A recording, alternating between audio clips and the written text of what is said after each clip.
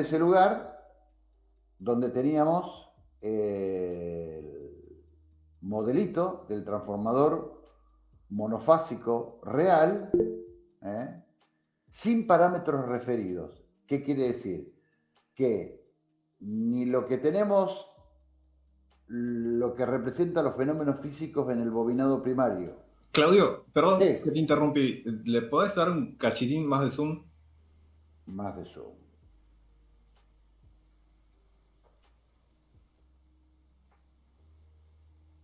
Yo por mí, ahí está bien. Ahí, ¿cómo lo ven?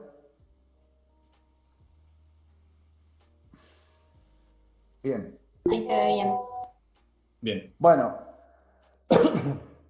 entonces, como les decía, ni R1 ni JX1 están pasados, digamos, al otro bobinado, ni R2 ni X2 están al primario, ni R1 ni X1 están al secundario.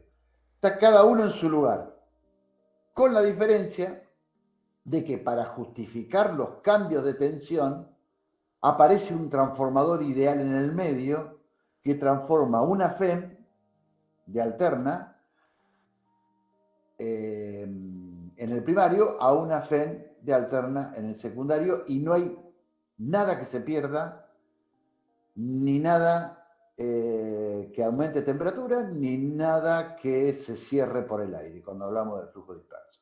¿Está bien? Eso es lo que vimos de entrada. De ahí pasamos a ver, bueno, acá están todos lo que significa cada uno de los parámetros, la relación de transformación N1 a N2, que está ahí también, y bueno, esa es la primera placa que habíamos visto. Y después empezábamos con el fasorial. Suponíamos que había una carga en el secundario, en el lado de baja tensión, y esa carga en el secundario era una carga resistiva inductiva, casi por partes iguales, ¿no? Casi a 45 grados hasta eso. Y bueno, y empezábamos el fasorial para ver cómo se van desplazando las tensiones y las corrientes desde los bornes de la carga. En los bornes de la carga tenemos U2 e I2. Bueno, con ese ángulo. Después pasábamos a lo que encontramos de los fenómenos que describen lo que sucede en el bobinado secundario, que tanto R2 como JX2 describen fenómenos físicos. Esos parámetros representan la R, las pérdidas por efecto Joule, y las X representan el flujo que no se cierra por el núcleo, sino que se cierra por el aire. Es decir, pasa una parte del flujo por el núcleo y otra parte se cierra por el aire. No son líneas de campo que estén todos alojadas dentro del núcleo del transformador. Bueno, el otro, como ya lo saben, representaría la resistencia distribuida por unidad de longitud del bobinado de cobre, que al ser atravesado por una corriente, el I cuadrado R le provoca pérdidas. Por eso está representado por una resistencia. Le provoca un aumento de temperatura. Bueno, y ahí tenemos entonces hasta la FEN E2, qué es lo que sucede con las caídas de tensión en esos parámetros. Entonces ahí tenemos la I2 que teníamos en un principio, la I2 por R2 está en fase con la I2, y la I2 por X2 está en cuadratura con respecto a la corriente que está, o sea, la tensión en la resistencia, la tensión en la bobina está en cuadratura. Bien, ahora vamos a pasar a la parte del transformador ideal, y ahí lo único que se acopla, entre ellos se acopla la FEM E1. La FEM E1, y van a ver que luego acá nos aparece la I2', que es la corriente que está ahí,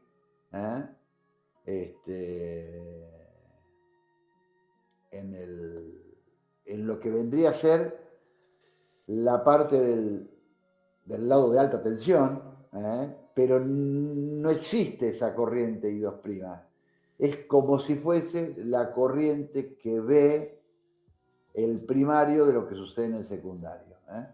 Esa I2', que es más chica, porque el lado de alta tensión tiene una corriente menor, porque el transformador transfiere siempre la misma potencia. Bueno, y nos aparecen la corriente IM e IP que están en el núcleo del transformador. Fíjense, acá en el núcleo del transformador aparece IP e IM. E IP va a estar en fase con la tensión E1 y IM va a estar en la misma dirección que el flujo. IP está en fase con la tensión e IM está en la misma dirección que el flujo. Y fíjense que el flujo está a 90 grados con respecto a la FEM porque el flujo, la FEM es la variación del flujo con respecto al tiempo. Así que si la FEM es un seno, el flujo es un coseno. Y ahí aparecen las componentes de ambas corrientes que son, digamos, representan el fenómeno físico, pero en realidad esas corrientes no existen dentro del núcleo. Simplemente IP es la responsable de levantar temperatura en el hierro, por eso le aparece, y la IM corresponde a la corriente magnética, digamos, que produce el flujo concatenado. Pero es una representación, ni más ni menos que una representación. Entre ambas dos aparece la corriente I01, que va a ser la corriente de vacío.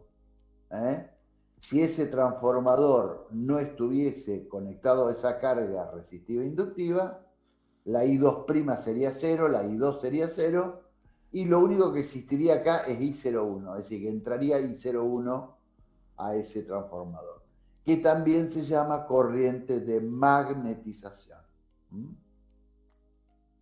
Bien, seguimos entonces, y con la suma de I01, fíjense, de la suma de I01 e I2', nos aparece I1, I01 e I2', y nos aparece I01.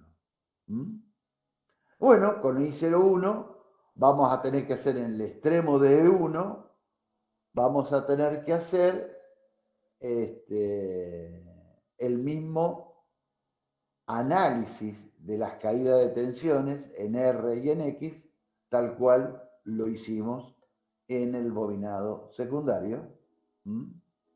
Y aquí está.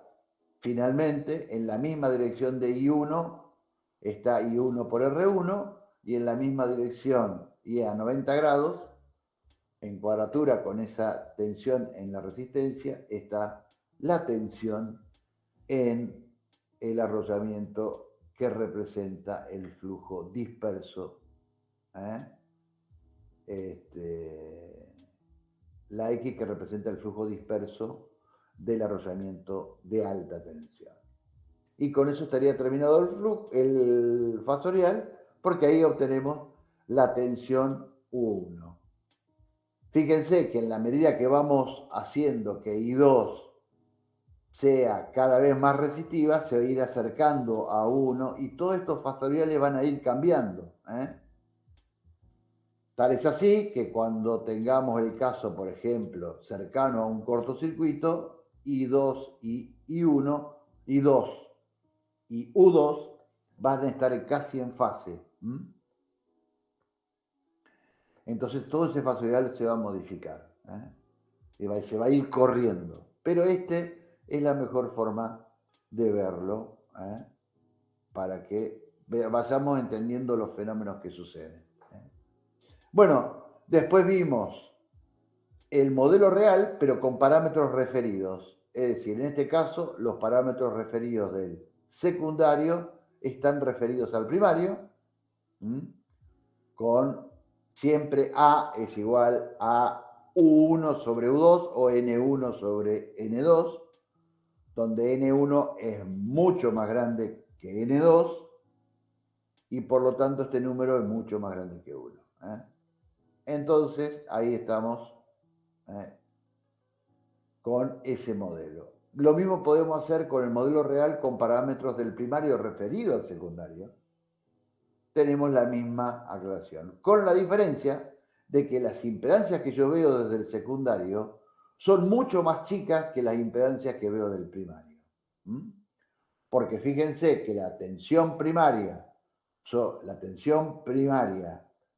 nominal dividido la tensión primaria dividido la corriente nominal primaria da una impedancia que es mucho más grande que la impedancia que se ve desde el secundario con U2 nominal dividido I2 nominal. Es mucho más chica la del secundario que la del primario. Entonces, esta es la forma también de visualizarlo numéricamente. Bueno, esto estamos hablando del modelo real. Pero ¿qué es lo que sucede? Vamos a detenernos en este caso. ¿Qué es lo que sucede cuando analizamos el modelo real con corrientes cercanas a la corriente nominal? Quiere decir que el transformador está entregando a la carga un valor eficaz de la corriente que es muy, muy similar a la corriente nominal.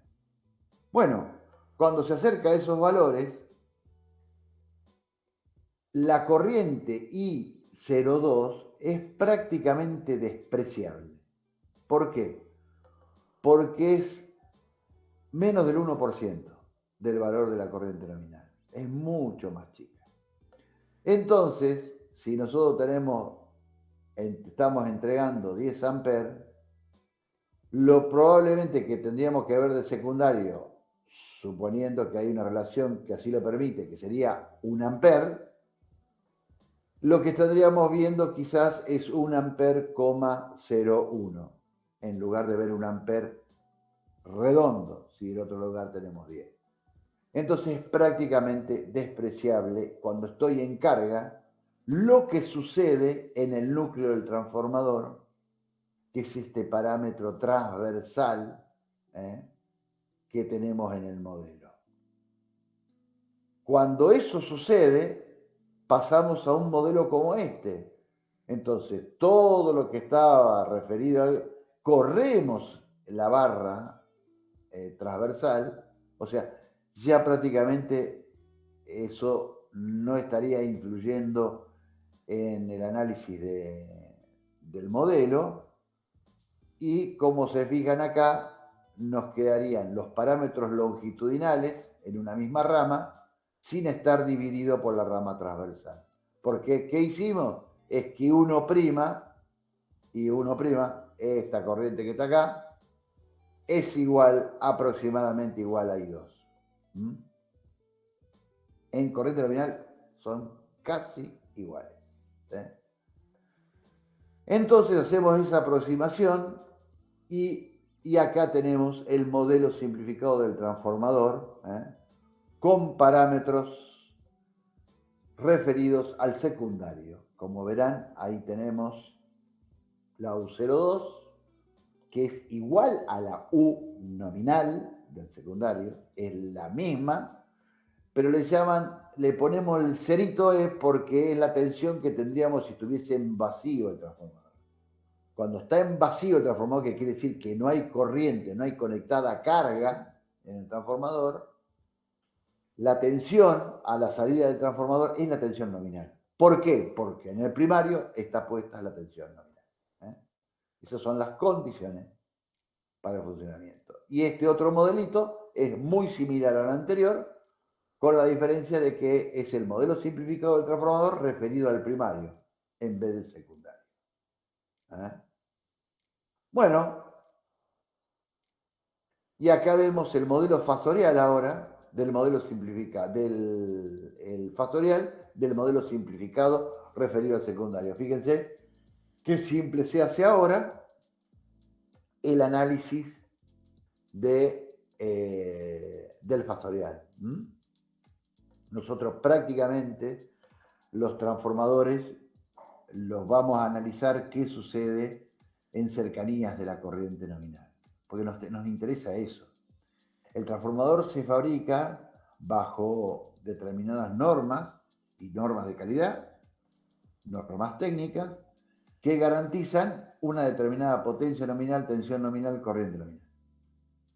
¿Para qué? Para toda su vida útil. ¿Qué es su vida útil? Y si no sufre ningún deterioro, y a los transformadores con aceite se les cambia el aceite, se secan los bobinados, se hacen todos los tratamientos y duran muchísimo, pero muchísimo tiempo. Entonces, generalmente lo estudiamos cercano a la corriente nominal y por lo tanto, no en régimen transitorio, lo estudiamos en régimen estacionario y por lo tanto nosotros vamos a analizar generalmente paraditos en este fasorial el comportamiento del transformador. Bueno, y fíjense que acá les hice una aclaración que si yo hago el fasorial, primero considerando I por R, me da este punto de tensión allá arriba, de U20, y si lo hago al revés, primero I2X, después I2R, me da el mismo punto. Llego de la misma manera. El fasorial, estos dos fasoriales son gemelos. Es el mismo fasorial. Bueno, y después hablamos de cómo determinamos, porque nosotros tenemos estos parámetros que están acá. Estos parámetros que están acá, los tenemos. Sabemos que este es el modelo del transformador, con los parámetros referidos al secundario, pero no conocemos los valores.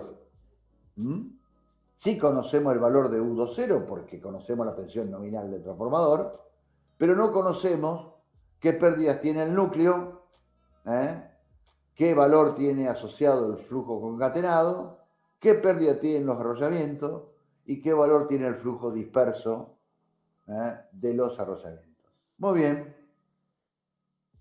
Entonces, para eso hacemos dos ensayos. Uno que se llama ensayo de vacío. Ya les expliqué los instrumentos, nos detuvimos bastante con el tema de los instrumentos. Se regula la tensión hasta llegar a la tensión nominal. Es un ensayo que se realiza a tensión nominal. Y a partir de aplicar la tensión nominal sin corriente del otro lado, lo único que se pone en evidencia son los parámetros transversales. ¿Por qué? Porque la caída de tensión que supuestamente debería tener el arrollamiento donde está conectada la tensión nominal, al tener una corriente tan chica, es despreciable. Por lo tanto, pone en evidencia el ensayo de vacío a los parámetros transversales o los parámetros que reflejan los fenómenos físicos, representan el fenómeno físico en el núcleo del transformador. Bueno, y después, conociendo los valores de medidas que tenemos acá, que medimos P, la tensión, la potencia activa, la tensión y la corriente, ahí sacamos, es un circuito en paralelo, así que ahí sacamos RP y XM de una manera muy sencilla. Acá tienen el fasorial que vimos con IP y M, solamente... Claudio, sí. Perdóname que te interrumpa, pero justo en este ensayo hubo una pregunta que me parece que es interesante porque genera confusiones. Creo que va a quedar más claro si de alguna manera les puedes explicar cuál es la tensión que medirían cuando con el autotransformador empezás a ajustar, o sea, en dónde están medidos los instrumentos y qué pasaría si lo conectás desde el otro lado. Bien. Bueno, acá no tengo, déjenme una cosita acá, escritorio, no sé dónde lo puse a esto.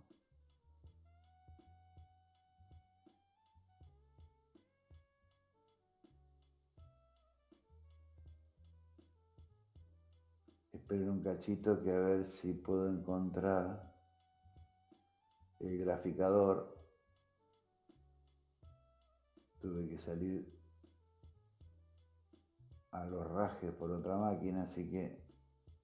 Profe, Sí. tiene una herramienta de dibujo dentro del navegador, que es lo que está, si se fija arriba en la barrita que tiene de herramientas, hay una que dice dibujar, eh, que básicamente sirve para eso. No puede hacer cuadrados, o sea, solo se puede hacer líneas así a mano, pero para salir del barro funciona. A ver, déjame ver. En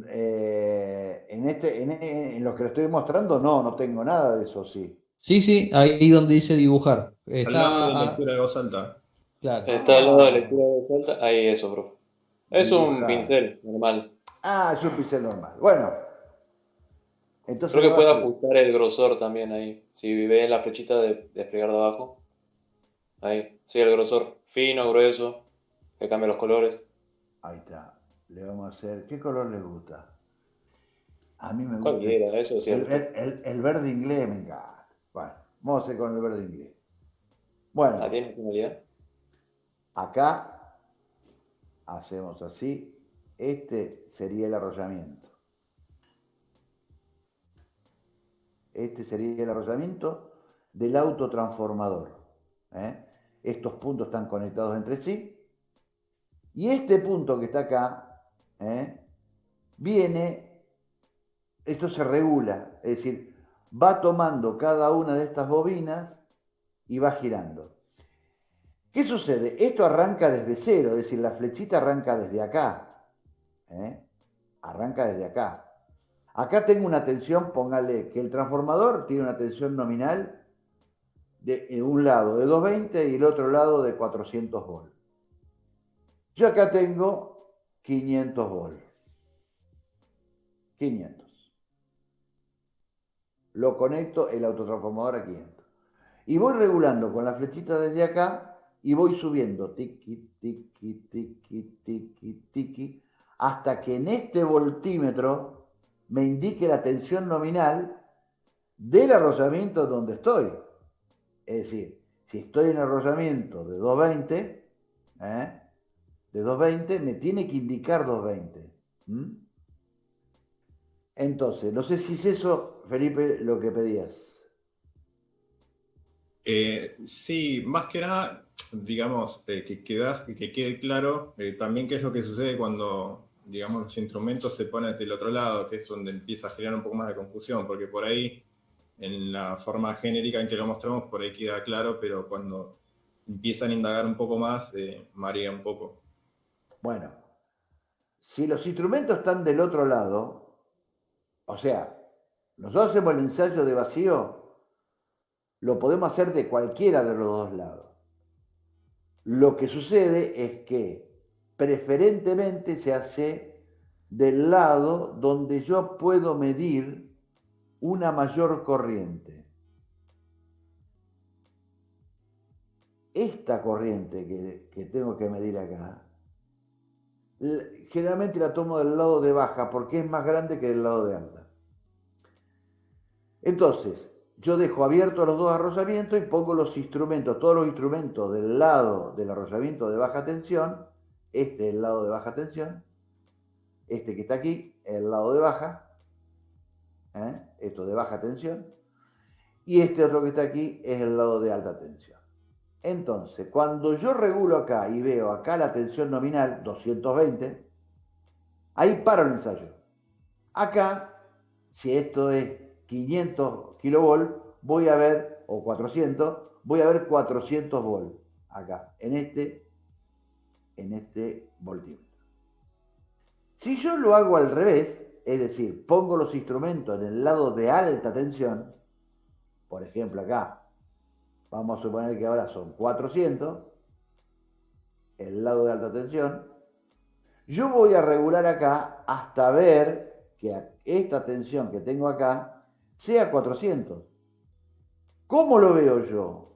Y lo veo en este voltímetro. Veo 400 acá y entonces voy a ver 220 acá. y ahí paro el ensayo. Ese es el ensayo de vacío. Es decir, los instrumentos pueden estar tanto de un lado como del otro, pero preferentemente el ensayo de vacío se hace del lado de baja desde el punto de vista de la medición por medir esta corriente que es más grande. ¿Por qué? Porque la corriente es tan chiquita que necesitaría un instrumento muy preciso y con escalas muy chicas, escalas de menos de 1 ampere o algo por el estilo. Entonces, por eso se preferentemente se hace del lado de baja tensión. Los alcances de los instrumentos, ahí está el tema. No es lo mismo que si lo hago del lado de baja que si lo hago del lado de alta. Tendré que tener en cuenta los alcances de los instrumentos en función de la corriente que voy a medir y de la tensión que voy a medir. Eso lo tengo que tener presente. Es decir, el amperímetro, si yo lo pongo en una escala muy chica y le paso mucha más corriente, lo puedo quemar. El batímetro le puede pasar lo mismo. Al voltímetro no le pasa nada, pero sí los instrumentos se pueden dañar. Entonces hay que estar cerca de la escala que voy a medir. Bueno, muy bien. O sea, la escala que voy a tener tiene que ser o superior o igual a lo que voy a medir. Y otra condición es la condición de seguridad que a veces se toma. No es lo mismo regular tensión en el lado de baja tensión que en el lugar de alta tensión. No es lo mismo. Es decir, tenemos un... No puedo borrar ahora. No sé qué pasó. Bueno, es decir, que en tema seguridad es, si yo cuando tengo que regular con este instrumento que tengo aquí, este instrumento, si yo tengo que regular acá, el regulador, el variador tiene una ruedita que yo la muevo con la mano, por acá arriba tiene una ruedita que mueve un eje y le hace mover esto. Entonces, por aislación de los instrumentos, por la tensión de aislación de los instrumentos con respecto a tierra y por seguridad, generalmente el ensayo de vacío se hace del lado de baja tensión. Así como para ver una corriente alta, como así para tener condiciones de seguridad, preferentemente se hace del lado de baja tensión. Esa es una explicación ad hoc de cómo se ejecutan los ensayos. Ustedes lo que tienen que saber es que a partir de los ensayos, ustedes van a tener valores, que de esos valores van a obtener parámetros. No van a hacer los ensayos para hacer los parámetros. Esto es una explicación para cómo se ejecutan los ensayos. Bien, ¿algo más? ¿Feli? No, pero sería bueno que Agustín, Alexander, si está, o diga, pregunte o del ok. Claro. ¿Agustín? Sí, profe, acá estoy. Sí, ya me quedó claro, gracias. Bien. Perfecto. Bueno, ahí hasta hace un instante hablamos de los parámetros transversales del modelo, o sea, los que representan al núcleo del transformador.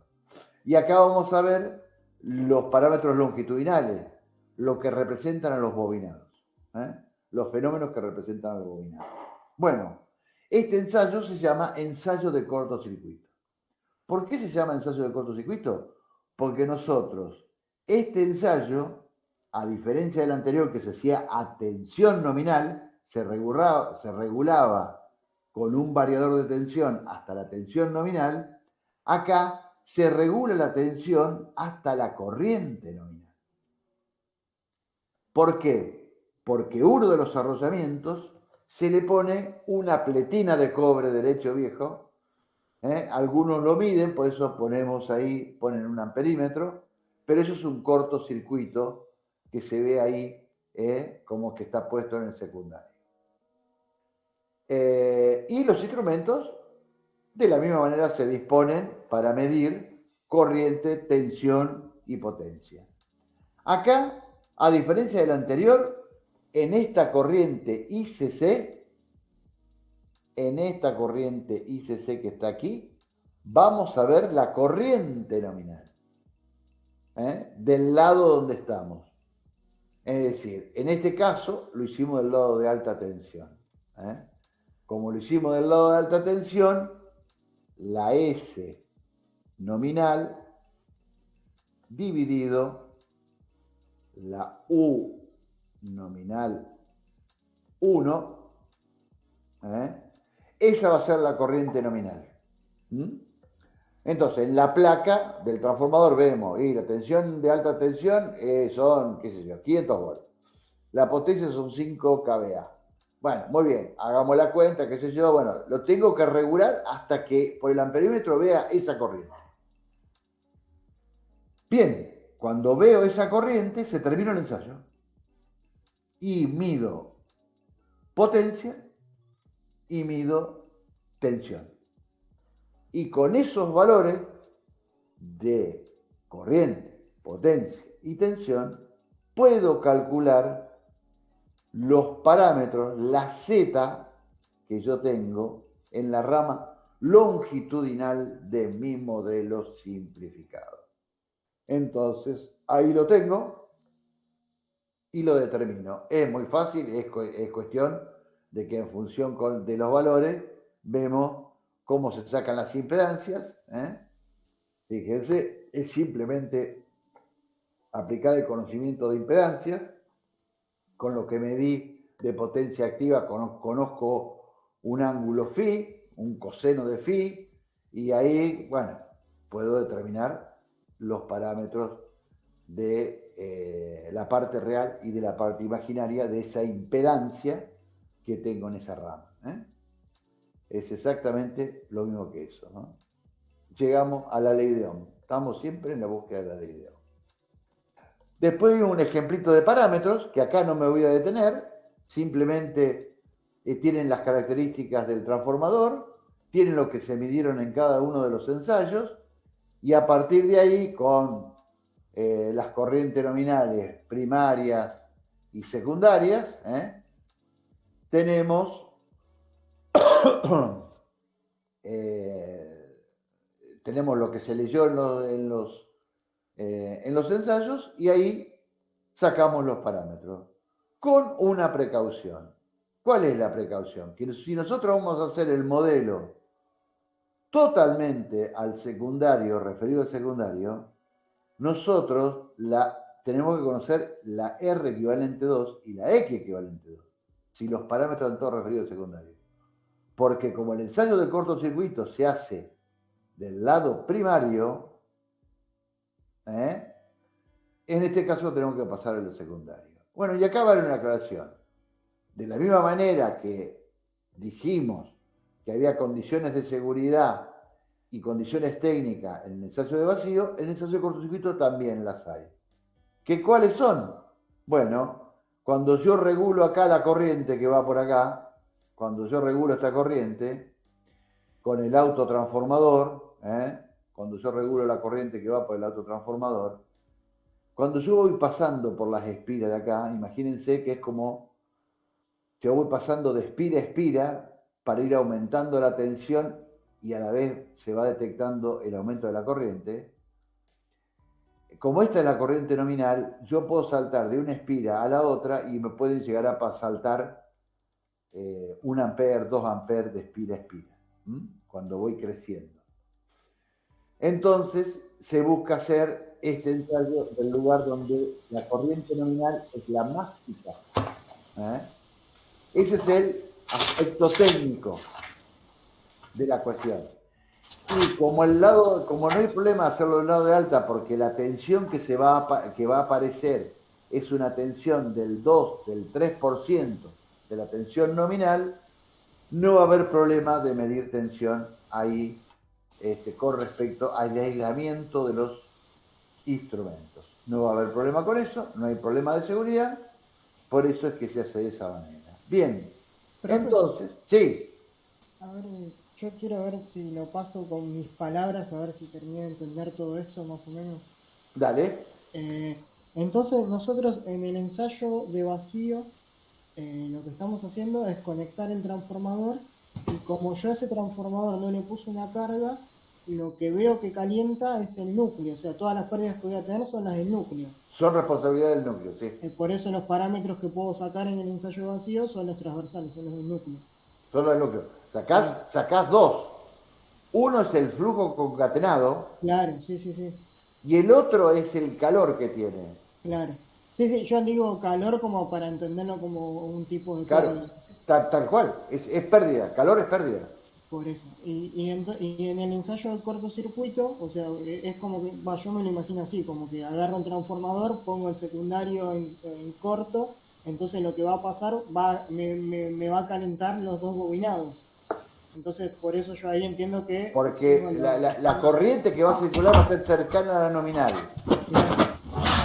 Y la tensión que le vas a aplicar es tan chica que no va a haber flujo concatenado en el núcleo. Entonces no va a tener problema con respecto a la magnetización ni el calentamiento del núcleo. Claro. Porque en realidad, al no estar aplicada la tensión nominal, que es la única responsable de que aparezca el flujo en el núcleo, al ser tan chica, no va a haber flujo en el núcleo. Entonces solamente va a haber una corriente que se va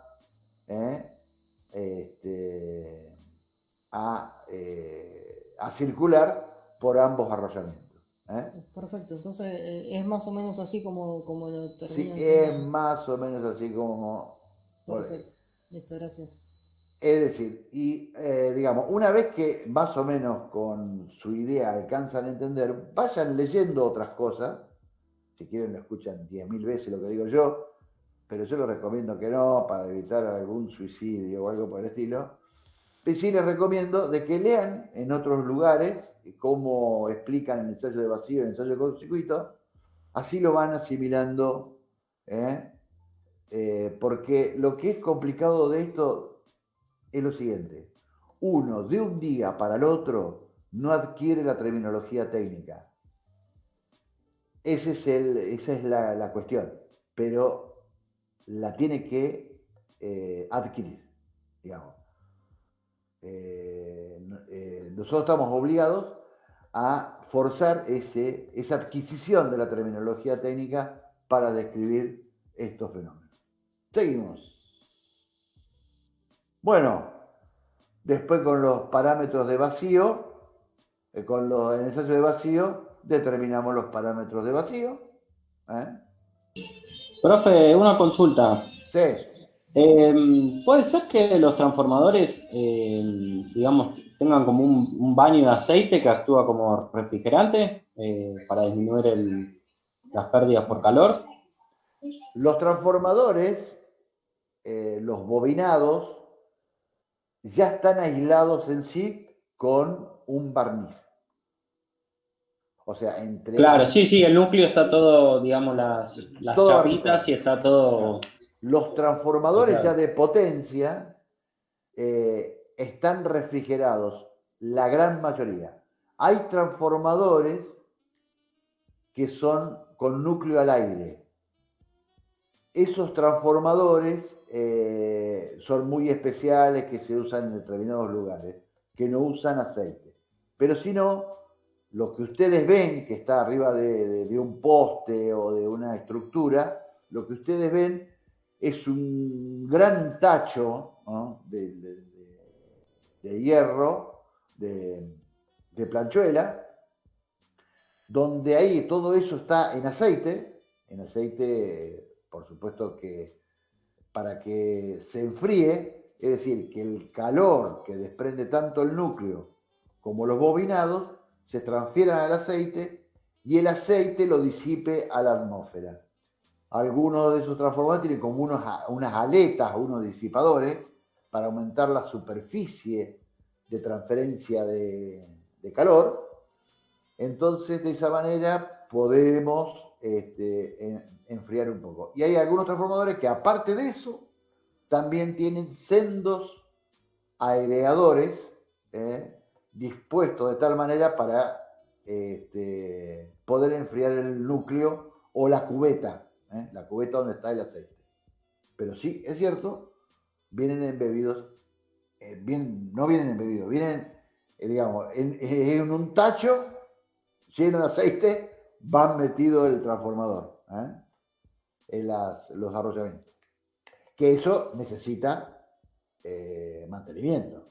De vez en cuando se saca una muestra de aceite, se ve si hay partículas de tal cosa y se hacen cambios.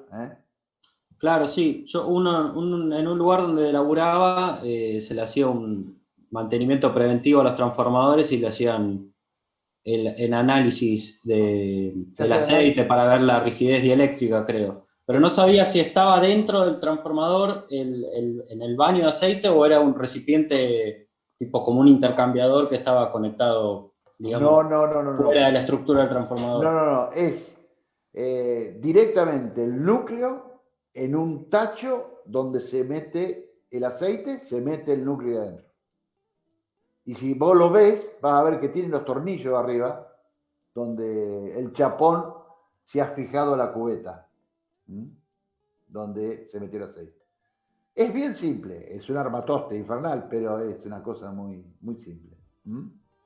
Se hacen estudios para ver qué contenido de agua tienen, porque por ahí se filtra agua, qué sé yo, se mete agua, no puede haber agua ahí adentro. Bueno, ahora... Gracias, profe, por la aclaración. No, por favor. Ahora vemos el modelito que teníamos de los parámetros referidos al secundario del transformador. Vamos a hablar de lo que viene a ser la caída interna del transformador, que técnicamente se le llama regulación. Nosotros hablamos de regular cuando uno va regulando las cosas, uno va regulando. Bueno, se le llama regulación. Y generalmente cuando explico esto digo, no sé dónde sacaron el nombre de regulación, ¿por qué le pusieron regulación si es una caída de tensión interna? Es una caída de tensión interna que se la define en porcentaje, pero se la define en porcentaje para una carga determinada, para un factor de potencia y para una corriente determinada. Se define la regulación en porcentual. En realidad, esa regulación en porcentual es en qué porcentaje cae la tensión dentro del transformador. Es decir, dentro, como no solamente en un arrollamiento, sino en los dos arrollamientos, el conjunto de esos que representan esos parámetros longitudinales, aparece una caída. Que esa caída interna, fíjense, acá en el grafiquito, es muy fácil de ver, porque entre la tensión U2 y la tensión nominal, o la de vacío, la diferencia que hay es la caída de tensión que tengo acá. Es la caída de tensión que tengo ahí, que está reflejada por ese fasor que completa esas dos cosas. Bueno, una de las cosas que se hace matemáticamente para determinar esa caída interna es buscar, proyectar sobre, vendría a ser el eje X, ¿no? O en fase con U2, en la dirección de U2, esa caída interna y tratar de matemáticamente determinarla. Para que eso sea cierto, deberíamos, con un compás puesto en 0 y el lápiz acá en U20, hacer la circunferencia donde corta ese lugar. Bueno, hay una demostración en el libro, que lo pueden ver tranquilamente, de la diferencia que hay entre ese punto A y B es prácticamente despreciable. El segmento OA es casi igual al segmento OB, es idéntico. ¿Pero por qué es idéntico? Porque las resistencias equivalentes son muy chiquititas. Esta es la demostración de la diferencia que hay entre los dos. Está hecho eso matemáticamente y no lo vamos a hacer aquí. Entonces, el segmento OA, que es lo mismo que OB, que es lo mismo, va a ser la tensión nominal menos la tensión en la carga. Fíjense que la tensión en la carga, que es esta que está acá, no es igual a la tensión nominal. U2, la tensión sobre los bornes de salida del transformador, siempre distinta a la U2 nominal. Siempre es distinta a la tensión nominal. Hay que determinarla a esa tensión para cada una de las supuestas cargas que le voy a poner al transformador. Ahora bien, esta caída del tau, que es U20 menos U2, ahí tenemos la caída de tensión, matemáticamente hablando, y esa U20 menos U2, si ustedes se fijan en el dibujo ampliado de las caídas, van a tener que esta proyección que tenemos acá sobre el eje donde está U2, o sea, es como si fuese el eje X, ¿no? El coseno de Φ2 es I2, R equivalente 2, coseno de Φ2. Y esta partecita que está acá, la otra, la que está más violetita, ahí, si ustedes se fijan, va a ser I2, X equivalente 2, seno de Φ2, porque el Φ está de este lado. Entonces es lo mismo que si fuese vertical. Esta proyección sería coseno, I2X coseno, y esta proyección de acá sería I2X seno. Si no me equivoco, hay alguien que pidió, hay uno que déjenme salir.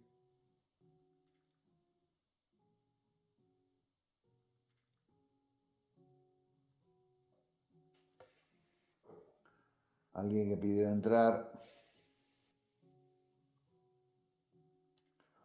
Bien, acá estamos.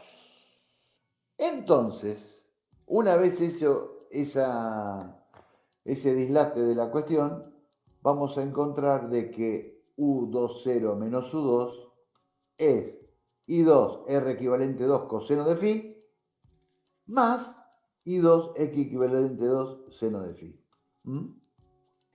Esa va a ser la caída de tensión. Quiere decir que la caída de tensión interna de un transformador monofásico con carga resistiva, inductiva, en el caso del circuito equivalente simplificado referido al secundario, tenemos que ese delta U es ese valor que nos dio ahí. Entonces, de esa ecuación, donde conocemos U20, donde podemos conocer la corriente y donde podemos conocer los parámetros del transformador, porque hicimos los ensayos, podemos determinar con qué tensión para una carga y una corriente determinada, o sea, para una corriente determinada y para un ángulo φ determinado, podemos conocer con qué tensión se va a salir o va a entregar el transformador. Y la regulación, finalmente, técnicamente, en %, se define como la tensión de vacío o la tensión nominal menos la tensión de salida, dividido la tensión de vacío o tensión nominal por 100. Pero eso es para una determinada corriente que entrega y un factor de potencia determinado. Es decir, aquel que tenga una regulación más chica para la misma carga, aquel transformador que tenga una regulación más chica, va a ser mejor. Es de mejor calidad. Es un parámetro de calidad. Bien. Profe, perdón, ¿puede repetir lo que dijo recién que no entendí muy bien?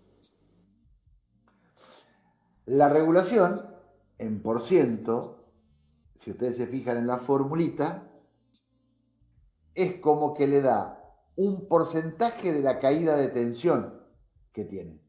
Es un porcentaje. 3%, 1%, 1,5%, le da un porcentaje.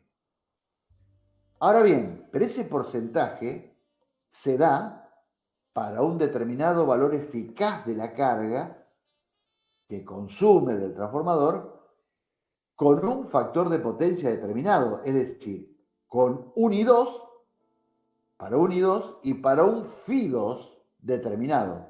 Por ejemplo, el transformador A tiene una regulación del 2,5% para alimentar una carga que consume 100 amperes con un coseno de Φ de 0,6 inductivo. Mientras que el transformador B tiene una regulación del 5% para esa misma carga. Es mejor el A que el B, porque la regulación es más chica, es decir, el porcentaje de tensión que cae internamente es más chico. ¿Y eso en qué se traduce técnicamente? En que si yo tengo que tener una salida de 220 volts para una máquina determinada, para un equipo que me está pidiendo 220 volts con 10 amperes y coseno de Φ o 100 amperes coseno de Φ 0,6, yo tengo que tener 220 volts. Entonces, si yo tengo una caída interna del 10%, no tengo 220 volts, tengo 200 volts. Entonces, no tengo la tensión que requiere la carga. Por lo tanto, tengo una tensión defectuosa, que el requerimiento que me pide la carga. Es decir, hay máquinas, por ejemplo, un tomógrafo, me va a pedir 380 volts más menos 3%. ¿Qué quiere decir?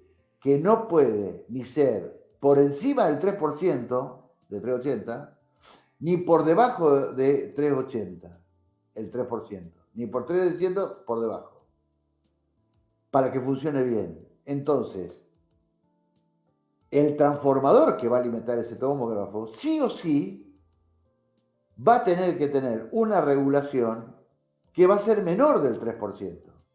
Entonces el tomógrafo va a andar perfectamente bien. O sea, ese transformador, o sea, si yo tenía dos transformadores, uno que me daba 1,5% y otro que me daba el 5% de caída, quiere decir que el del 1% es mejor calidad que el anterior. Es un parámetro de calidad la regulación. ¿Estamos, Agus? Perfecto, profe. Bien, seguimos. Ahora vamos a ver la caída interna, pero cuando en lugar de tener una carga inductiva resistiva, tenemos una carga capacitiva resistiva. Ahí nos cambian los vectores. Fíjense aquí, en el caso de en la puntita de como la corriente está en adelanto con respecto a U2, entonces, fíjense en qué dirección se encuentra I2 por R2. I2 por R2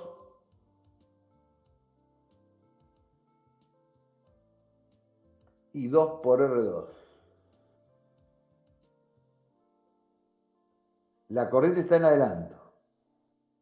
Y si ustedes se fijan a 90 grados, tiqui, tiqui, tiqui, esto 90 grados, tengo la caída de lo que falta aquí es esto. Esto que está acá, que lo pongo con un redondelito, esto que está acá ese vector es I2, X equivalente 2. Y este vector que lo hago con una crucecita, que está acá, es I2 por R equivalente 2. El ángulo Φ2 está ahí. Bueno, bien. La proyección de I2, R equivalente 2, coseno de Φ, me da este verde que está acá. Esta proyección acá me da este verde. En cambio, la proyección de I2, X equivalente 2, seno de Φ, me da para el lado inverso. Entonces, en la ecuación de la caída de tensión, fíjense, me da un signo negativo, a diferencia del inductivo que me da positivo. Quiere decir que si yo tengo un capacitor a la salida del transformador, puede ser que la tensión nominal se vea superada debido al efecto capacitivo magnetizante del capacitor al entregar al absorber una corriente en adelanto con respecto a la tensión. Entonces, el fenómeno es inverso. Fíjense que aquí la tensión a la salida puede ser más grande que la tensión nominal que tenía. En cambio, con carga inductiva, siempre, la salida del transformador va a tener una tensión menor que la de vacío o la nominal. Siempre va a ser menor en carga resistiva pura, resistiva inductiva. Siempre va a ser menor. Ahora, puede haber una combinación así extraña de fenómenos resistivo-capacitivo que pueda llegar a ser igual la tensión de vacío con la tensión sobre la carga. Pero en el caso capacitivo, un fenómeno capacitivo me puede generar sobretensiones en la línea. Por lo tanto, es de tener muchísimo cuidado con las sobretensiones. Una sobretensión a la salida del transformador me pueden generar descargas disruptivas entre el arrollamiento primario y secundario o entre cada vuelta de espira. Por lo tanto, me puede llegar a dañar el transformador. Eso es lo que sucede con una carga capacitiva. Los fenómenos capacitivos que aparecen en las cargas de baja tensión que estamos estudiando son muy leves, pero si sobrecompensamos alguna carga grande y le mandamos un capacitor machazo, si esa carga se desconecta y queda conectado al capacitor, generamos un pico de tensión a todo el resto de la línea, quemando todo lo que se nos aparezca. Este es el fenómeno capacitivo que le produce a la salida del transformador. Y que en un momento, cuando estábamos viendo compensación, lo mencionamos. En síntesis, si nosotros graficamos la tensión a la salida versus la corriente a la salida, para una determinada corriente nominal de un transformador, vamos a tener que en el caso capacitivo-resistivo, la tensión puede ser más grande a la salida que la tensión nominal. Acá está la tensión nominal. Para el caso resistivo puro va a ser ligeramente inferior que la nominal. Y para el caso resistivo inductivo va a ser más inferior que el resistivo puro. Cuanto más inductivo es, más puede caer la tensión. Por eso nos obligan a corregir los factores de potencia. Entonces, un taller que tiene soldadura por arco, por ejemplo, no puede estar en los mismos lugares residenciales que las casas de familia. No puede estar, porque cada vez que hace funcionar el arco, la corriente está casi a 90 grados con respecto a la tensión. Y la corriente esa, que a lo mejor puede utilizar, es tan alta que puede generar una caída de tensión a toda la línea, a todos los que están conectados a esa red trifásica, una caída de tensión del 40%. Entonces, están prohibidas esas cosas. Por eso es que una cosa son los parques industriales y otra cosa son los lugares de residencia. Bueno, hasta aquí vimos la caída de tensión. Ejemplo, acá tenemos un ejemplo de regulación o de caída de tensión.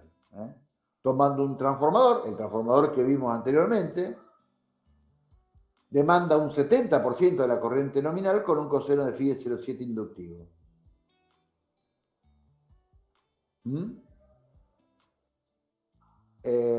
Coseno de phi 0,7 inductivo. Y para una carga con un coseno de phi 0,7 capacitivo. E igual corriente. Es decir, analicemos las dos posibilidades. Fíjense, las dos posibilidades.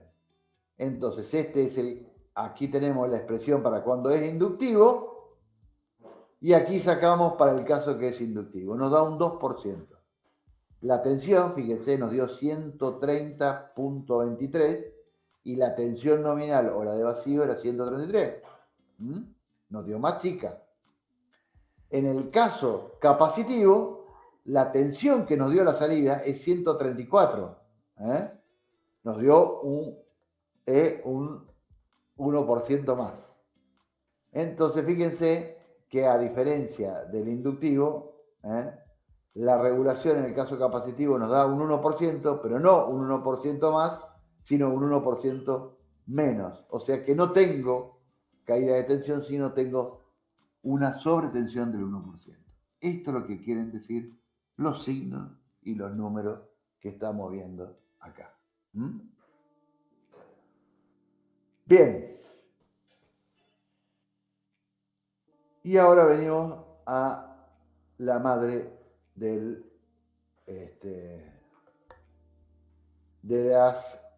los análisis. Cuando estamos hablando de rendimiento, es lo fundamental. En toda máquina, el rendimiento es algo fundamental. Muy bien. Tenemos el rendimiento es, esperen que me pasé de largo, ahí está. El rendimiento, potencia de salida sobre potencia de entrada. ¿Qué potencia de salida y qué potencia de entrada? A potencia activa. La potencia de entrada es la potencia de salida más las pérdidas que me consume el transformador. La potencia de salida va a ser U2 y 2 coseno de phi. Y las pérdidas del transformador van a ser las pérdidas en el cobre, el I cuadrado 2 por el R equivalente, más las pérdidas en el hierro. Las pérdidas en el hierro son las P activas que vimos en el ensayo de vacío. Bien. Entonces acá vamos a hacer, porque acá se ve que lo he escrito. Fíjense.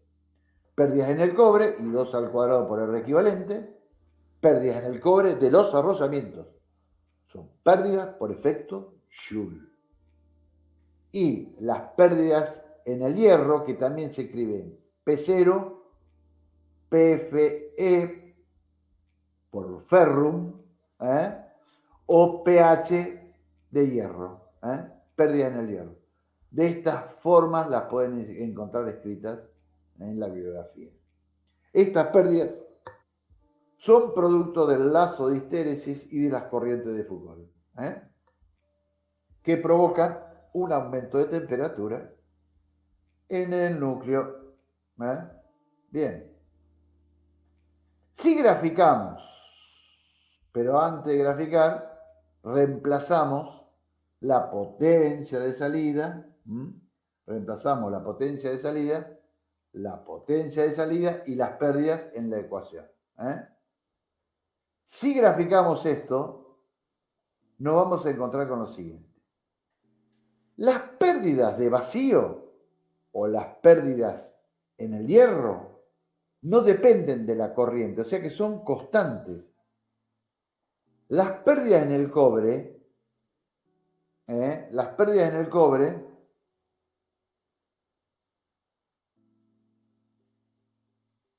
y acá no está dibujado, las pérdidas de vacío, déjenme a ver si las puedo dibujar. Las pérdidas de vacío serían esta rayita que tengo acá. Las pérdidas en el cobre... Profe, perdón, eso está en el próximo diagrama, me parece. Sí, está en el próximo diagrama, pero lo tendría que haber dibujado acá. Entonces, me pongo como loco, ¿por qué no lo hice acá? Las pérdidas en el cobre son una parábola. La dibujé para el tuje, pero lo quería dibujar. Porque son I cuadrado R, por eso son una parábola. Bien. Y si nosotros graficamos el rendimiento, nos va a dar esta grafiquita que está acá. Si ustedes agarran un transformador real y le van cambiando los valores de corriente con los parámetros que tienen, con las pérdidas que tienen y todo lo demás, y van haciendo y quieren graficar el gráfico, van a ver que le da mucho más plana esa curva. Es como que esto no, digamos, esta parte no cae tan rápidamente. Pero bueno, le va a dar una forma de esa característica. Y si yo hago la derivada del rendimiento y lo igualo a 0, voy a encontrar el máximo de esa curva.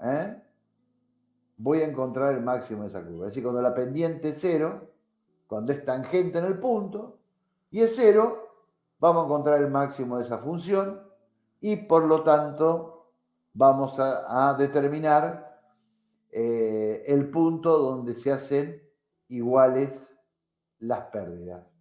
Y fíjense que acá está la demostración de cuando hago la derivada y lo igualo a 0, qué sé yo, y como conclusión eso se cumple siempre para cuando las pérdidas en el cobre se igualan a lo de hierro. Quiere decir que hay una corriente, una única corriente, cada transformador tiene una única corriente que hace que su I cuadrado por R equivalente sean iguales a las pérdidas en el núcleo del transformador. El transformador que está en la esquina tiene una I para rendimiento máximo, el otro transformador de la otra esquina tiene otra I para su rendimiento máximo.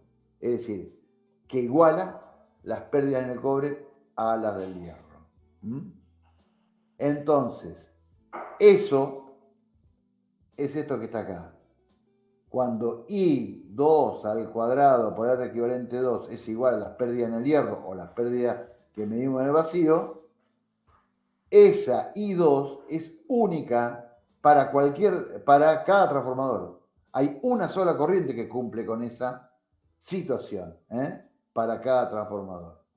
Y es cuando las pérdidas en el hierro se igualan a las del cobre, que ahí las quise dibujar en la placa anterior y me salió horrible. Bueno, pero aquí tienen el gráfico de cuando las pérdidas en el hierro son constantes. Esto lo pueden ver millones de veces, está en el libro también, no se preocupen. Y las pérdidas en el cobre, que son esta parábola, y en el punto donde se igualan, ahí yo encontré la corriente que hace el rendimiento máximo. Pero fíjense una cosa, acá está graficado para coseno de phi 0,4, coseno de phi 0,6, coseno de phi 0,8 y coseno de phi 1.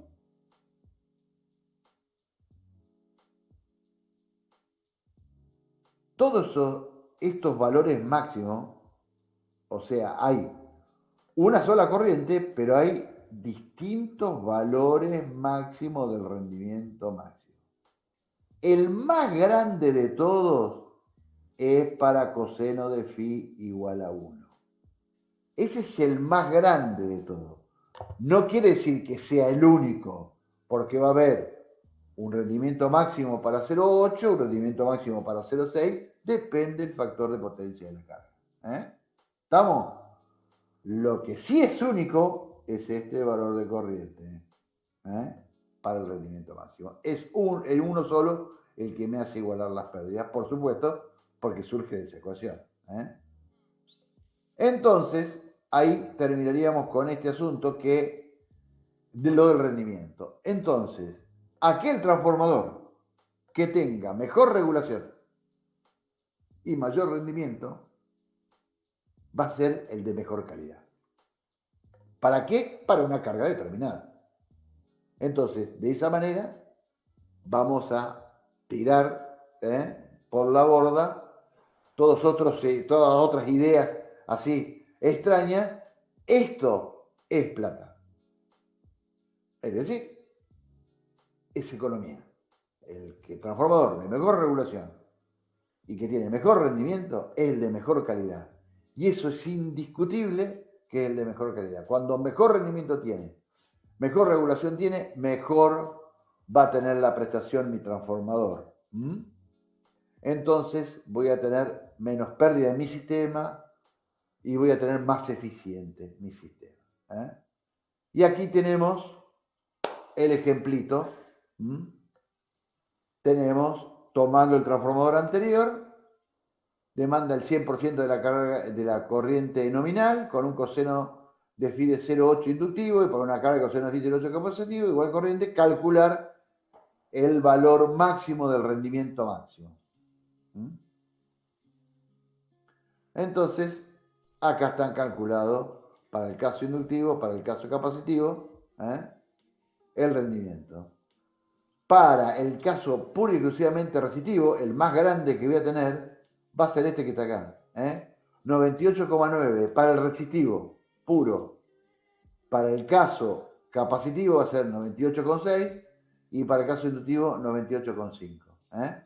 Anda un poquitito mejor el rendimiento, pero fíjense, es muy poquito, para el caso capacitivo que para el inductivo. Pero el más alto de todo que voy a tener es 98,9 de rendimiento máximo de este transformador.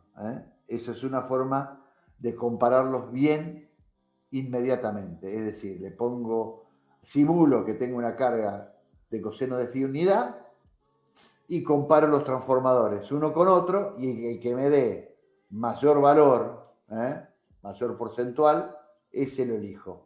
Al menos por rendimiento, lo elijo por ahí. Generalmente coincide, mejor regulación y mejor rendimiento coincide, pero a veces no tanto. Y bien, los requerimientos máximos se cumplen para una única carga, que iguala las pérdidas en el cobre a las del núcleo o hierro del transformador. Cada factor de potencia tiene un valor de rendimiento máximo. Tiene un valor de rendimiento máximo. Bueno, y colorín colorado, esperen que vuelvo a la vida. Dejar de presentar.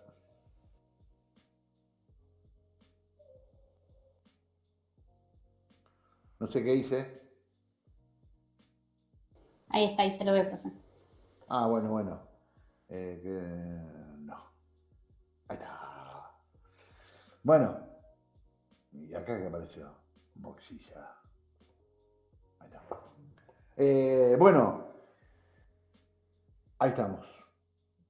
Espero que le haya servido este repaso y a la vez, o sea, esta navegada rápida por el transformador, viendo los puntos centrales. Fíjense que los puntos centrales, la caída de tensión interna, el rendimiento y la determinación de parámetros. Yo tengo determinados los parámetros, le simulo cualquier carga y veo qué estado tiene el transformador. En la práctica real, en la práctica de ingeniería real, la hoja de datos de los transformadores nos la entrega el fabricante. Tenemos datos, pero para arriba. Ahora, en función de la hoja de datos que nos da el fabricante, podemos calcular, a ver si le pongo tal máquina a este transformador que me vende Tadeo Cerveni. Bueno, a ver qué me tira ahí. Mirá, las R que me tira son estas. las X que me tira son estas, qué sé yo, listo. O el ensayo de vacío y el ensayo de corto me dieron estos valores. Y con eso simulo qué posibilidad tengo de comprar este transformador de Tadeo Cerveni u otro de otra marca para ver si ese que me sigue, porque son inversiones muy grandes. Bien, dice que hay alguien que pregunta. Preguntale a Ignacio, me dice. No, le digo que Ignacio que tenía una consulta que la haga, ahora que tiene la posibilidad. Ignacio, ¿qué Ignacio es? Ignacio, ¿estás ahí? Ignacio Ezequiel Carnevale.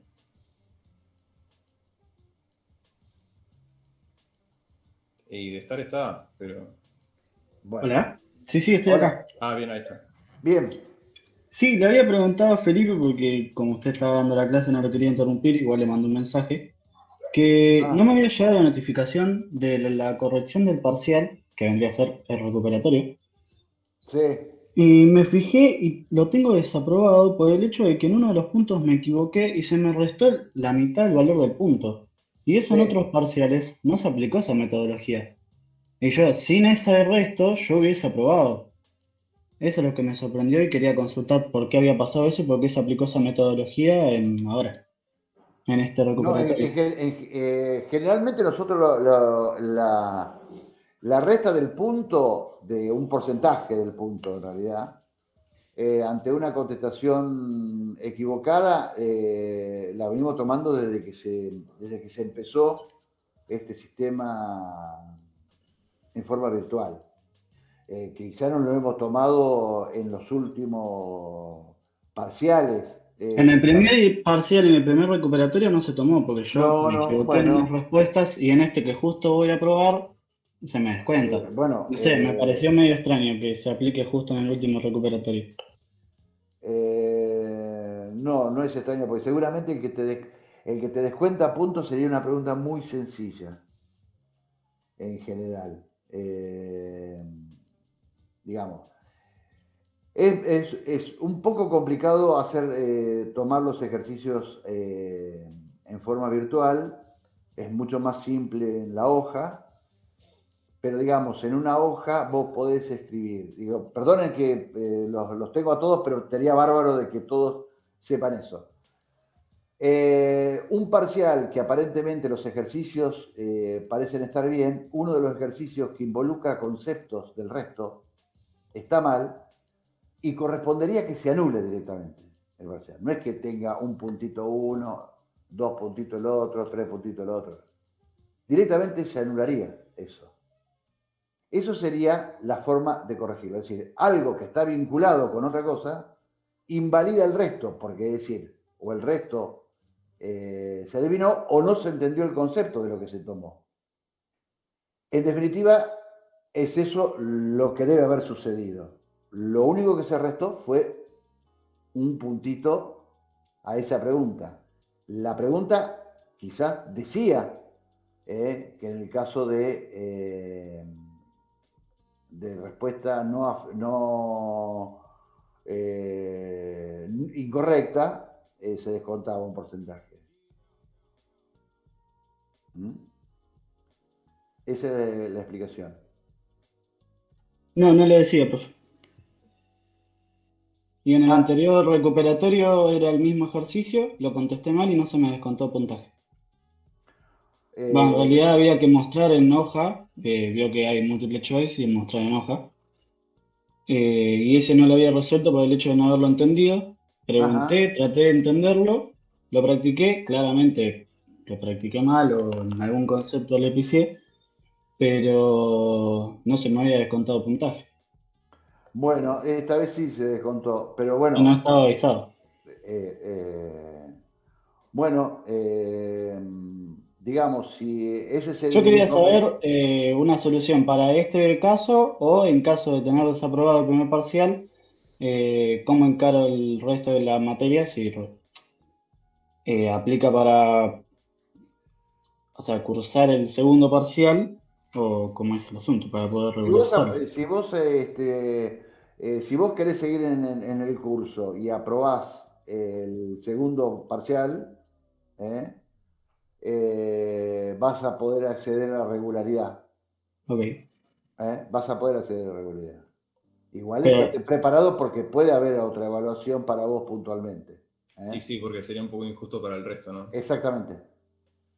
Sí, sí, va a haber una evaluación también aparte, para en, real- justificar eso. ¿Estamos? en Bien. realidad, injusticia para el resto lo noto más para este caso en puntual que no se avisó y pasó. Porque yo confiado lo intenté, traté de responder y se me descontó puntaje donde no estaba avisado y en los otros dos no había pasado así. Bueno, Pero bueno, la gente que rindió con vos también le correspondía descontar el puntaje, sin embargo no dijeron nada. Eso es lo que se refiere con injusticia. ¿Mm? Bueno, señores, nos veremos el jueves que viene, quizás con paralelo de transformadores y después la última clase va a ser de armónicos. Son las clases que tienen conmigo. Lo que hace que Profe, correr, sí, perdón, vamos a tener que correr el parcial. y es probable. No sé si lo vamos a alcanzar, pero vamos a correr. Sí, lo vamos a desplazar. Sería lo. Lo vamos a desplazar en el tiempo. Profe, Probable. Sí. Mm. una consulta, como estuve al principio de la clase, ¿mencionó algo de los seminarios por casualidad? ¿De cálculo? Estuvimos hablando de los seminarios, casi nos arrancamos los ojos. Oh, ¿eh? Eh, No, tampoco para tanto, profe. no, bueno, más o menos, Rodrigo. Pero, Hernán, yo sí, te diría que te pongas en contacto con Rodrigo. Hemos hablado bastante del tema de los seminarios. Del seminario de ¿cómo es? De cálculo. cálculo 3, Exacto, dale. que tiene una cita este sábado. Sí, sí, leí por eso, leí en el foro del aula que nos agregaron, pero bueno, nada, si Bueno, habían hablado algo específico no lo había llegado a escuchar. no habíamos hablado más específico de recomendarles a todos los que les llegó eso que vayan y abran el aula. De Perfecto, cálculo 3. buenísimo. Buenísimo, gracias, profe. Perfecto. Profe, nos conviene repasar, yo por ejemplo no lo tengo que dar al seminario, nos conviene repasar series de Fourier para los próximos 2 temas. Y si quieren, sí, pero van a ver que van a decir, pero tenía razón Fourier. Se van a acordar al toque, no va a haber problema. Si les Bueno, quieren dar una buenísimo. leída, van a tener. No hacemos todo el análisis de Fourier metido en esa problemática técnica que no se justifica. Es una partecita que tomamos de Fourier para aplicar los fenómenos de armónico en las instalaciones. A ver acá si alguien me pregunta algo. No, le estaba contestando a Gonzalo, así que preguntaba con respecto a un TP de transformadores, pero no porque hay que buscarle una vuelta de manera virtual y no tiene sentido. Porque es preguntarle algo que ya lo vemos en clase. Bueno. Bien. Así que yo les recomiendo eso. Profe, el parcial se va a correr, dijo, más o menos cuánto tiempo para adelante. No, lo sumo una semana. Listo. No, vamos a tratar de. Porque digamos, para rendir siempre hay tiempo, pero. ¿Qué es lo que pasa? El asunto es que muchos de ustedes tienen que rendir otras cosas, entonces. Claro, yo para saber, para hacerme Claro. el organigrama, digamos, más o menos. Sí. Y aparte no podemos salir ni de los jueves ni de los sábados. No podemos salir de ahí. Nos pidieron encarecidamente. Si no, metíamos un parcial el domingo y listo. Pero no podemos salir de ahí. Así que, bueno, nosotros nos veremos el jueves que viene. Buenísimo, nos vemos, profe. Y ahí